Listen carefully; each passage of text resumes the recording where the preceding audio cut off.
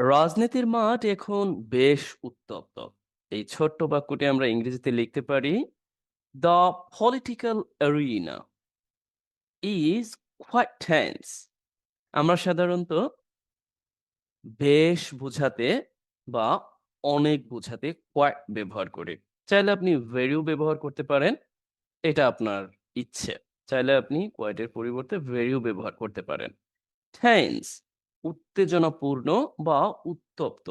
আমরা সাধারণত টেন্স বলতে বোঝায় চিন্তা করা অথবা সময় বা কাল নির্দেশ করতে আমরা ছোটবেলা থেকে যে টেন্স পড়েছি। বাট এই টেন্সের আরেকটি অর্থ হচ্ছে উত্তেজনাপূর্ণ বা উত্তপ্ত। এ পর্যায়ে আমি আপনাদের জন্য একটি বাক্য রেখেছি। তা হলো, এখানে বেশ নাই, তাই না? আচ্ছা, বেশ আমি লিখে দিচ্ছি। বেশ, বেশ বলতে quite tense উত্তেজনাপূর্ণ। রাজনীতির মাঠ এখন বিবেক বর্জিত বা বিবেক বর্জিত কাজ হলো রাজনীতি করা। এটা বলাটা উচিত হবে না। কারণ অনেকেই রাজনীতি করে দুর্দান্ত কাজ করছেন। আবারও কেউ রাজনীতি করে একে অপরকে এইটা করছেন। একটু দেখে নিবেন। আমরা বাক্যটা লিখব, বাট তার আগে আপনার জন্য কাজ। এই ১০ নম্বর হচ্ছে আপনার জন্য কাজ। আমরা প্রতিদিন ফ্রি হ্যান্ড ইংরেজি রাইটিং এর অংশ হিসেবে ধারাবাহিকতায় নাম্বারিং করে শুরু করেছি। আশা করছি যদি আপনি মনে করেন যে না, সবকিছু ভালোই যাচ্ছে, আপনারা আমার সাথে আছেন, প্র্যাকটিস করছেন, আপনার জন্য দেওয়া বাড়ির কাজ করছেন, তাহলে আমি এটা কন্টিনিউ রাখবো। এটা নির্ভর করে এখন আপনাদের উপর। আচ্ছা, রাজনীতির মাঠ এখন বিবেক বর্জিত বলতে পারেন, অথবা আপনি আপনার মতো করে সুন্দর একটি অ্যাডজেক্টিভ, সুন্দর হোক বা খারাপ হোক, একটা অ্যাডজেক্টিভ বসিয়ে নিতে পারেন। আচ্ছা, বিবেক বর্জিত ব্যাপারটা কি? অনেকগুলো বলা যায়।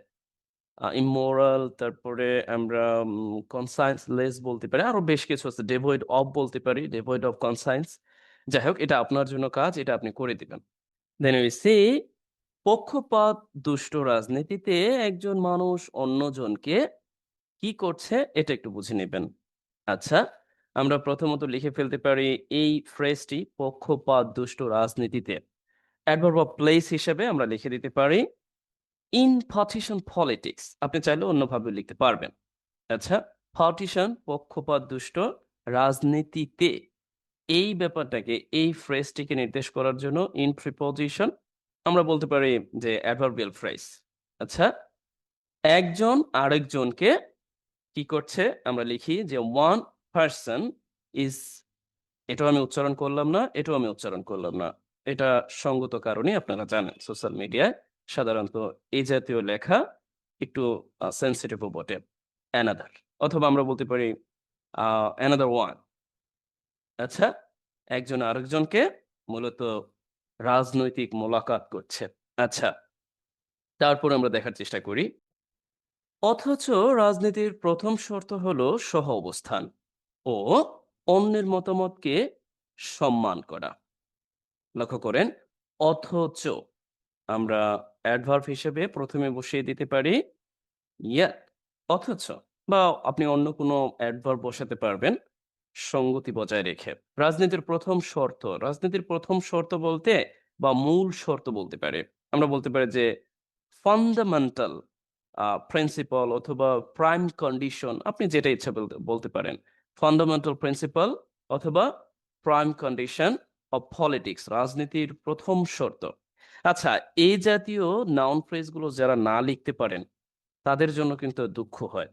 কারণ আমি বারংবার বলি যে আপনি খুব সহজেই অফ যুক্ত করে পসেসিভ নাউন ফ্রেজ তৈরি করতে পারেন, অথবা আপনি অ্যাপোস্ট্রোফি যুক্ত করেও এই নাউন ফ্রেজটি তৈরি করতে পারেন, নিজের প্রয়োজনে ব্যবহার করতে পারেন।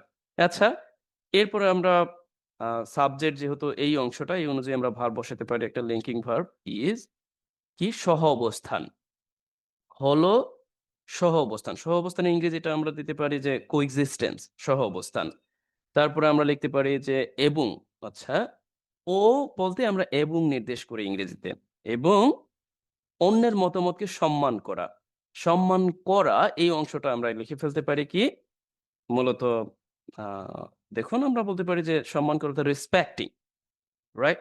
আচ্ছা, আমরা লিখে ফেলতে পারি রেসপেক্টিং ডিসেন্টর্স।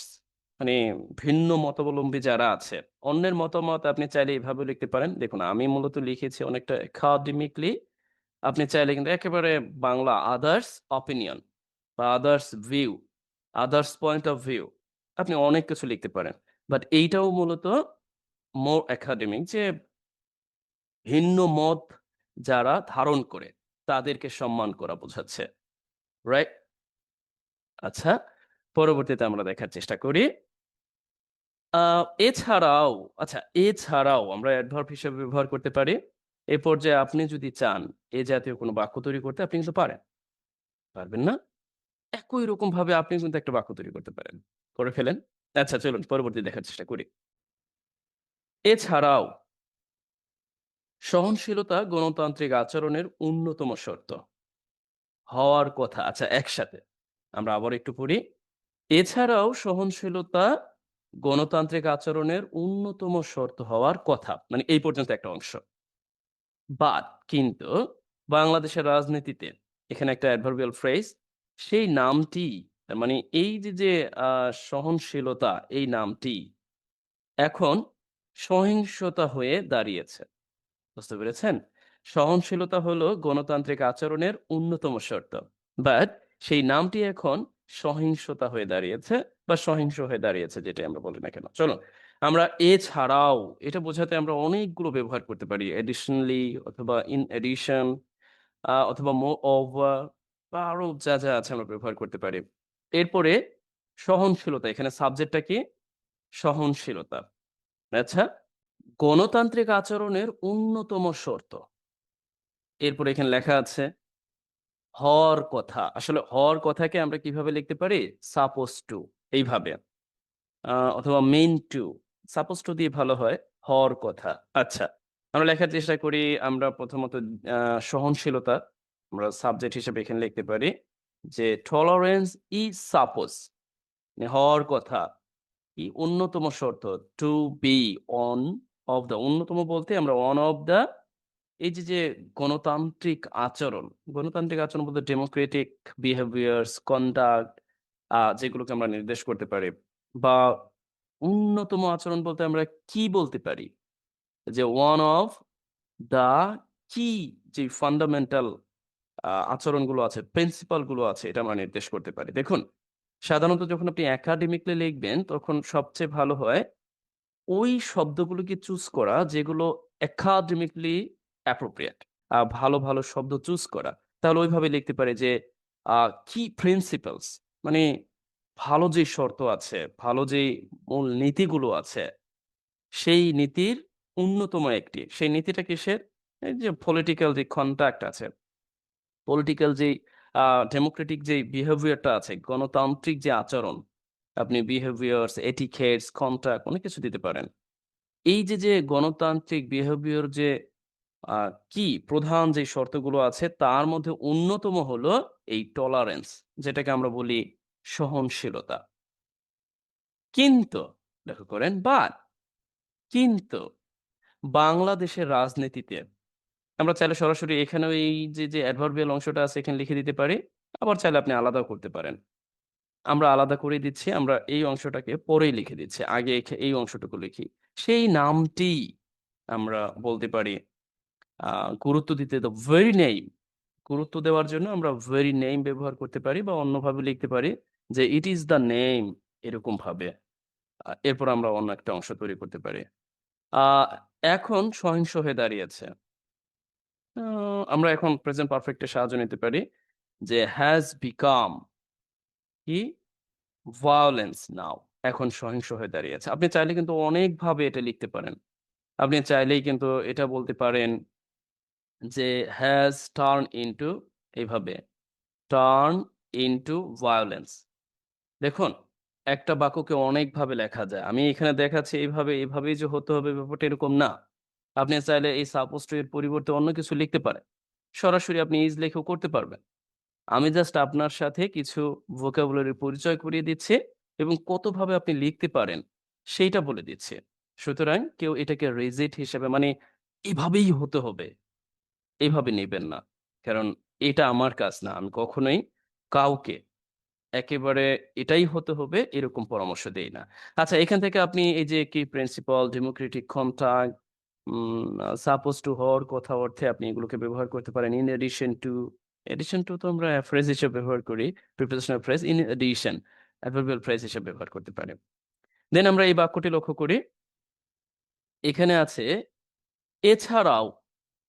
আমরা অ্যাডভার্ব হিসেবে প্রথমে বসাতে পারি, যেগুলোকে আমরা কোহেসিভ ডিভাইস বলে থাকি। আচ্ছা, সহ অবস্থান, সহমর্মিতা, একাত্মতা, সহনশীলতা, মর্যাদা, ভ্রাতৃত্ব এবং গঠনমূলক সমালোচনা হলো রাজনৈতিক শিষ্টাচার। লক্ষ্য করেছেন?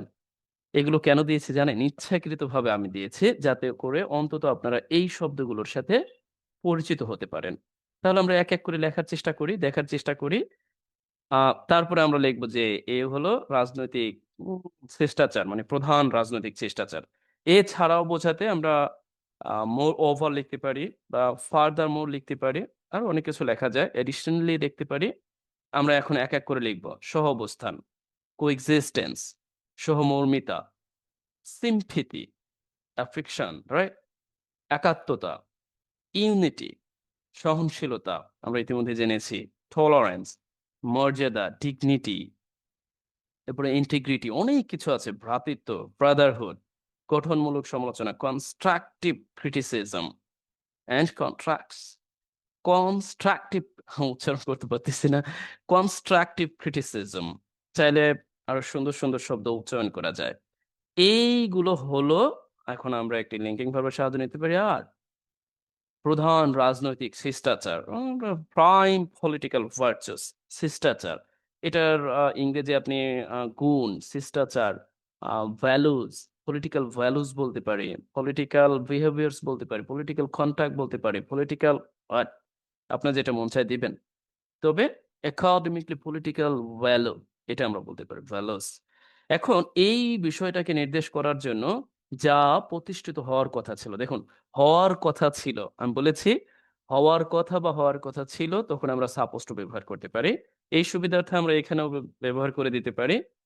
আর এই অংশটাকে আমরা বোঝানোর জন্য দ্যাট রিলেটিভ প্রোনাউন ব্যবহার করতে পারি, যে দ্যাট ওয়ার সাপোজ টু হওয়ার কথা ছিল। কি হওয়ার কথা? প্রতিষ্ঠিত হওয়ার কথা। এখানে আমরা একটি প্যাসিভ ইনফিনিটিভ ব্যবহার করতে পারি। To be established. অনেকে বলতে পারেন এই তো ঝামেলাটা বাধাই দিলেন। প্যাসিভ ইনফিনিটিভটা কি? দেখুন, আমাদের মাঝে মধ্যে অ্যাক্টিভ সেন্স ছাড়াও প্যাসিভে বাক্য, মানে এই অংশটা প্যাসিভে প্রয়োজন হতে পারে। কারণ কি? কারণ হচ্ছে এই যে পলিটিক্যাল প্রাইম পলিটিক্যাল ভার্চু নির্দেশ করার জন্য আমি এখানে লিখেছি এইগুলো হওয়ার কথা। তার মানে এটা তো নিজে, নিজে হতে পারে না। এটা প্রতিষ্ঠা করবে অন্য কেউ। প্যাসিভ সেন্সে এই অংশটা আমি প্যাসিভ ইনফিনিটিভ এ দিয়েছি। হয়তোবা ছোট্ট ভিডিওর মাধ্যমে আপনাকে পুরোপুরি বোঝাতে পারবো না। তবে আ রেগুলারিটি মেইনটেইন করে কনসিস্টেন্সি বজায় রেখে নিয়মিত আমার সাথে থাকুন। ধারাবাহিকতায় আপনি সমাধান পাবেন। আমরা যখন প্যাসিভ ইনফিনিটিভ নিয়ে আলোচনা করব, সাধারণত আমরা প্রায় সময় লক্ষ্য করব এই জাতীয় বাক্য গঠন। আচ্ছা, আমরা এই পর্যন্ত পেলাম। এরপরে আরো একটা অংশ, যে তার পরিবর্তে, তার পরিবর্তে মানে একটা এই যে কথাবার্তা, এইটার বিপরীতে আরেকটা সেন্স দেওয়ার জন্য আমরা তার পরিবর্তে বোঝাতে ইনস্টেড ব্যবহার করতে পারি, অথবা অন দ্য আদার হ্যান্ড ব্যবহার করতে পারি, অথবা অন দ্য কন্ট্রি ব্যবহার করতে পারি, বা ইন কন্ট্রাস্ট ব্যবহার করতে পারি। কতগুলো বলবো? না, দরকার নেই আর। ইনস্টেড, তার পরিবর্তে। আরো আছে? আচ্ছা, আর দরকার নেই। আ এখন যা হচ্ছে, আ আমরা বলতে পারি যে what is happening now? এখন যা হচ্ছে, সর্বোপরি। সর্বোপরি বলতে আমরা ওভারঅল বলতে পারি, অথবা অন দ্য হোল বলতে পারি। মানবিকতা এবং নৈতিকতা ছাড়িয়ে যাচ্ছে। মানে আমরা এক কাজ করতে পারি। এই অংশটা এখানে আমরা লিখে ফেলেছি। এই অংশটাকে সাবজেক্ট হিসেবে নিয়ে, মানে নাউন ক্লজ হিসেবে নিয়ে এখন আমরা লিখে ফেলতে পারি যে নাও এখন কি এক্সিট, অতিক্রম করে যাচ্ছে। এক্সিটস, অতিক্রম করে যাচ্ছে। এই অংশটাকে সাবজেক্ট হিসেবে নিয়ে এটাকে আমরা সিঙ্গুলার ভার্ব হিসেবে ব্যবহার করলাম। অতিক্রম করে যাচ্ছে, অথবা আমরা এখানে ব্যবহার করতে পারি মানে এগুলোকে ছাড়িয়ে যাচ্ছে, সারপাস করে যাচ্ছে। কি? মানবিকতা, হিউম্যানিটি অ্যান্ড নৈতিকতা, মোরালিটি। আফটার অল, আপনি চাইলে অল টুগেদার দিতে পারেন। আরো অনেক কিছু দিতে পারেন।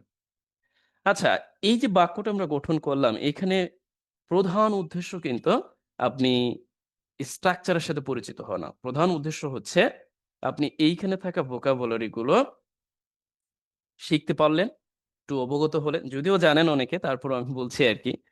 আচ্ছা, at the same time আপনি কিন্তু এই বাক্যটি, বড় বাক্য আমরা কিভাবে লিখতে পারি আলাদা, আলাদা করে সে ব্যাপারে অবগত হলাম। আচ্ছা, আমাদের এই ধারাবাহিকতা বজায় থাকবে। আশা করব আপনি এই জাতীয় বড়, বড় বাক্য গঠনে চেষ্টা করবেন, সাথে থাকবেন।